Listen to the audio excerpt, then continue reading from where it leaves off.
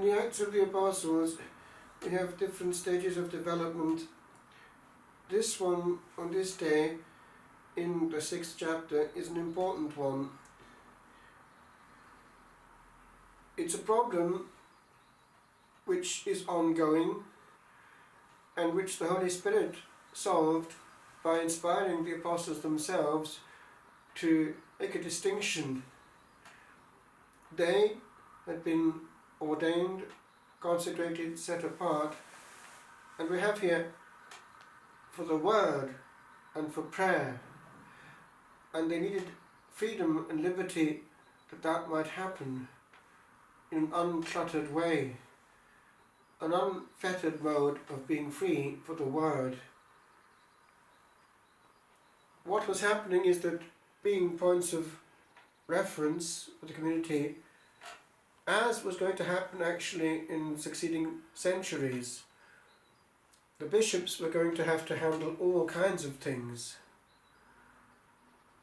We have Pope St. Gregory the Great lamenting that, how when he was free in the cloister to pray, he took care of his soul, whereas when he had to do many things as bishop and pope, he was actually throttled by so many things which actually weren't directly divine. Administration. St. Augustine indicates something of the same, because the bishop was the one competent man to solve problems on every level. Indeed, I was talking to the chaplain of Eddie Stone's some years ago. He'd been freed from his diocese in England, in the London area, to work as full-time chaplain there in Eddie's house of prayer.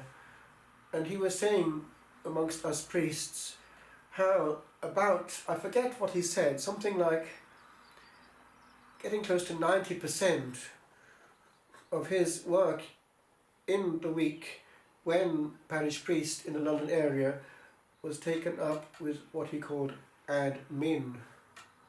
And he went on to say, when he came to the Sunday celebrations, he was so full of heady admin that his mind wasn't free for what he was there for. And he was actually glad to be liberated just to be for the things of God and the Spirit with Eddie. And it's become more difficult now with a multiplication of bureaucracy in church life, so much paperwork, and the priest is throttled. Add to that the fact that many priests have the work of 2, 3, 4 or 5 priests, and you can see what we're at. It doesn't help. So already that was being perceived when the apostles were moved by the Holy Spirit to appoint, actually ordain, these others. The word deacon means a servant, a minister, but it was a major order and was perceived as such from the beginning. The sacrament of order, therefore, with the fullness in the bishop, the collaborators, the presbyters, which gives us the word priest, it's the same word, and these deacons, which actually became very important in the early church. We see it in the martyrdom of Pope Sixtus II, his deacons, with the special treatment given to the Archdeacon Lawrence, because he had the purse strings, and therefore to be Archdeacon there of Rome was a big job.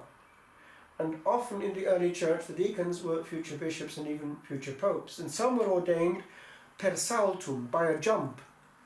It was valid because the episcopacy contains the fullness of orders. But they were close to the bishop, and actually that has been retained even in the present rite. The bishop has next to him a deacon or two when he's celebrating. The deacon is next physically to the bishop. Now, this element of delegation is important, because if bishops and priests are spending their time doing what actually is not divine, some of it of course has to be that way, it can't be otherwise, but not all, then the people will suffer, because the priest and the bishop need time to have the word that they're going to give. And if that time is being given to the material, as here in the Acts, then the people are not going to be nourished as they deserve. Now there is here a problem in translation. The word given here is the service of tables. Well, actually the word trapeza in Greek does mean both tables as such, but also banking tables. So it could mean also the elements of economy, banking. One or two translations have picked that up. And how much of the priest's life is taken up with banking? This could easily be delegated. In the development of church history, as time goes on, there comes now not part of the essence of the hierarchical structure of the church, but as a charism, as a gift, a charisma within it, that of the monastic life with its own structure and hierarchy. This too, as time goes on, becomes differentiated. It's part also of the same problem. Just a case in point. The development in what happens in the West on two fronts. As time goes on, the specifically Benedictine monks oftentimes in the West become highly intellectual. Hence, with time, their role in transmitting culture and learning. Hence, the proclaiming of St. Benedict as patron of the West. Hence, Pope Benedict taking that name, a man of great culture and aware of its importance, faith and culture.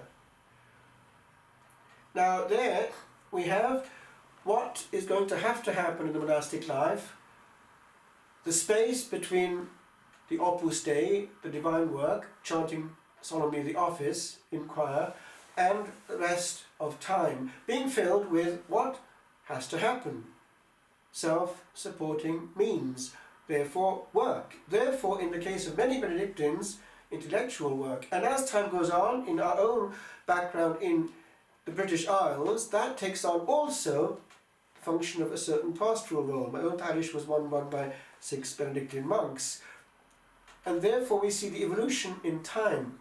But there is the other, in which, as in the case of Benedict himself, and as in the case of the Desert Fathers themselves, the priesthood was not seen to be at all an essence, a part of the monastic life, which was a lay movement, a lay charism in its origin.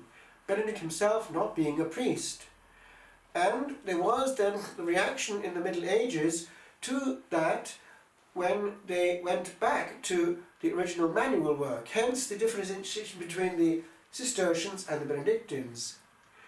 Actually, the Cluniacs were often those reacted against because they became very solemn with a lot of time spent in extra choral prayer and processions and masses.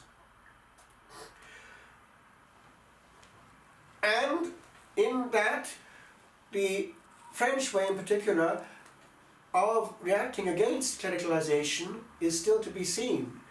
That one is entering a monastery to be a monk, and one may or may not be ordained. Is ordained for the community if one is, and not taken out of the community to do other things. Now in that there is also the parallel streak of those who have the structure of the monastic life, abbot, prior, a certain enclosure, but follow not the Benedictine rule but that of St. Augustine, and are ordained.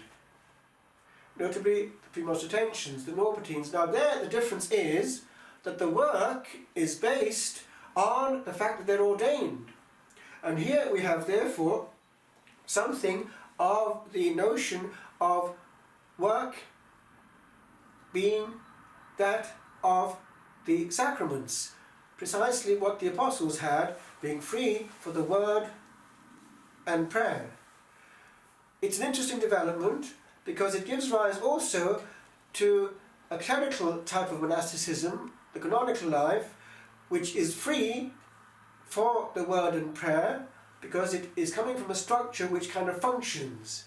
The monasteries function and they liberate most of the canons in that case for that which the apostles had, the apostolic life. All that to say that this is perceived by the centuries because in practice it makes a difference if, for instance, one is ordained within a monastic structure and is going to live until death from the fact that one is ordained, compared with going to a monastery where actually one is going to live from one's hands. Just a question of historical development of charisms and structure. Because the problem has always been perceived. And return to the text we started from.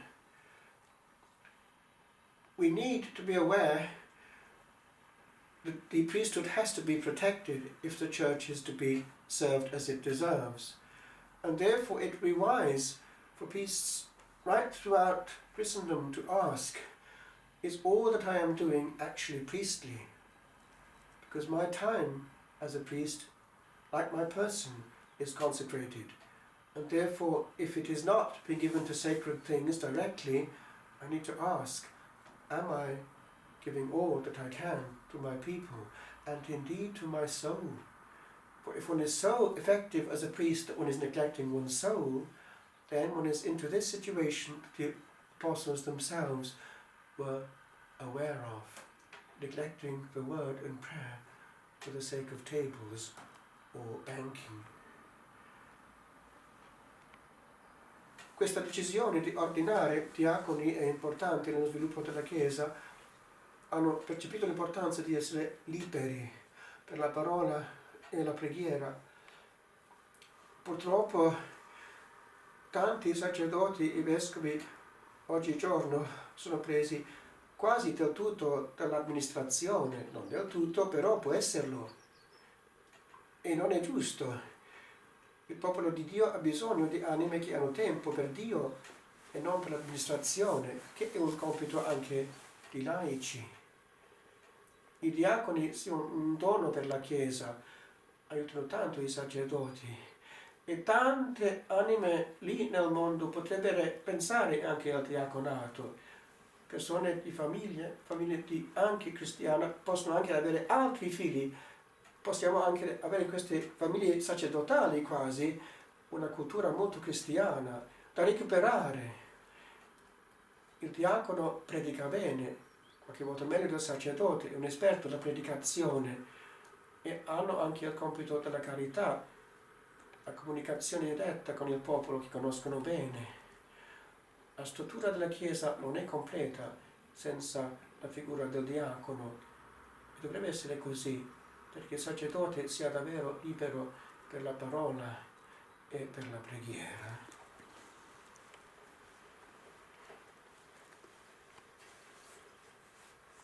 Regina Celi, letare, alleluia, quia meruisti portare, alleluia, resurrexi